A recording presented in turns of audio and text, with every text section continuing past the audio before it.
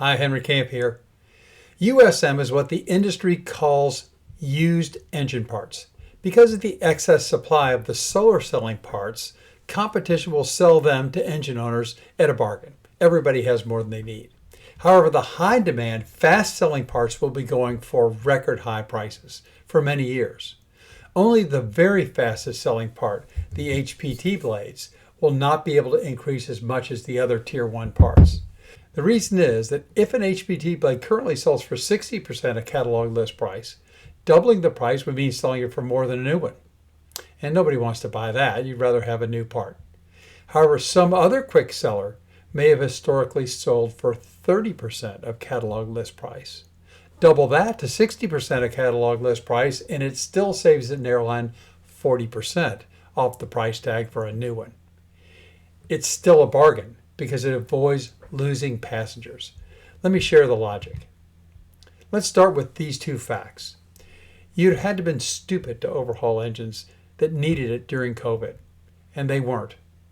And the reason is there were plenty of planes unused sitting around with their owners wishing for passengers to generate some revenue. Fortunately, these airlines were not stupid, as I said. The consequence is thousands of these engines that require maintenance before they can be used post-pandemic. As expected, demand recovered and now is at record levels. Airlines are doing an amazing job carrying passengers with bigger planes, although since there are scant spares any system needs, the routes are fragile and they're subject to last-minute cancellations. Ticket prices are high and rising. The combination, as I mentioned, is a shortage of planes and certainly few spares to back up the system. Obviously, this means that maintenance, repair, and overhaul shops, or MROs, are slammed. Unfortunately for them, since they didn't get much business at all during COVID, they couldn't maintain the capacity they once had. Combine that with an aging skilled workforce, which is the case all over the world, not all the FAA certified technicians who were laid off came back to work. Some aren't still alive. Some aren't healthy enough to return to work. And some may be holding a grudge. For the MROs, this is a crying shame. Record demand with little capacity. Because of the urgency to get more engines overhauled, more airlines and leasing companies are holding on to their old engines, hoping to rebuild them and get more of the planes they own back in the air where they can earn some profits, carrying that growing pool of passengers. The manufacturers know a good thing when they see one. Airlines are less price conscious when they're focused on grabbing the opportunity that these extra passengers offer. We'll come back to this later. When a particular owner decides not to rebuild their engine, they sell it.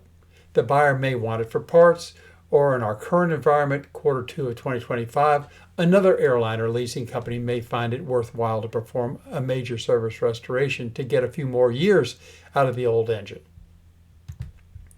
But to accomplish that work, they need parts. New parts are more expensive than used parts that are certified as flight-worthy. Used parts, aka used serviceable material, or USM as I called it on the first page, come from run-out engines. They're stripped down to their good parts. But since more engines are being bought to be overhauled, there are fewer run-out engines available for parts, and the ones that are left have fewer good parts because they were rejected by those airlines and lessors who wanted rebuildable engines. You see where this is going. Not enough used parts are readily available. This is a major problem. There are long delays, sometimes as much as a year, to get an engine back in service. Meanwhile, if an airline could fill 88% of the seats on a 737-800 and fly at 5 legs a day, 7 days a week, the added profit is $628,000 per week per plane. So their engine overhaul takes 40 weeks. That's $25 million they could have made. Ouch. To add insult to injury, there's this thing called the law of supply and demand. And since the OEMs have raised prices for the new parts already, the people harvesting parts from engines must pay more for the runouts and can raise prices closer to the current catalog list price. This means that repaired used parts prices are up as well, especially the ones that are absolutely necessary for engine restorations. During COVID, there was a temporary shortage of lumber, right when people who were stuck at home decided to remodel. There were labor shortages at ports and increased transportation costs, which slowed things down. Since then, the good news is that supply increased and demand diminished. Both happened.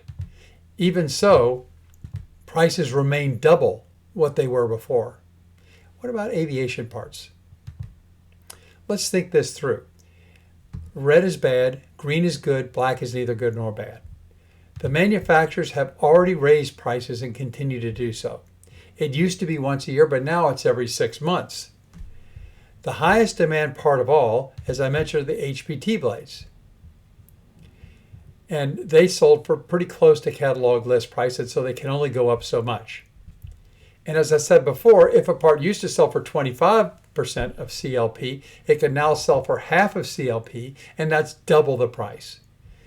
The only good news is on the slowest selling parts, that all parts resellers have in surplus, because you get more out of an engine than you need. Yes, they'll go up, but competition keeps those prices under control. The prices people like us pay for engines who harvest their parts have seen massive price increases. Since last summer, here's the situation. We are also pushing prices closer to the current CLP. This means that repaired used parts are up even more, especially the ones that are absolutely necessary for engine restorations. HPT blades can only rise 30%, but other Tier 1 and 2 parts are more than double the highest prices we have ever seen. Tier 3 and 4 prices are up too, but not as much. All this is driven by the much higher cost of not having even one part, which increases these turnaround times for engine overhauls.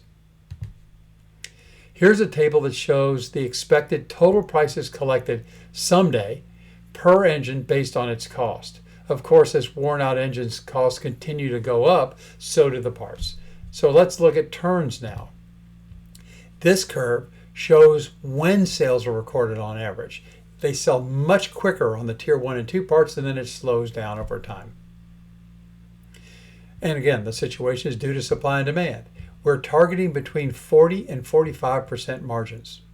As prices go up, we'll raise our prices on older material that we paid less for. As competitors realize that it's a seller's market, they'll raise their prices to exceed our 40 to 50% margins. That's fine.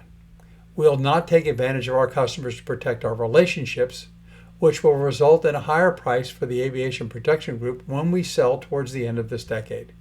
Our staff has never seen such an opportunity, and they will naturally be cautious. But it does not mean that they won't enjoy taking advantage of it. That's all I've got. It's enough to ensure an extraordinary return.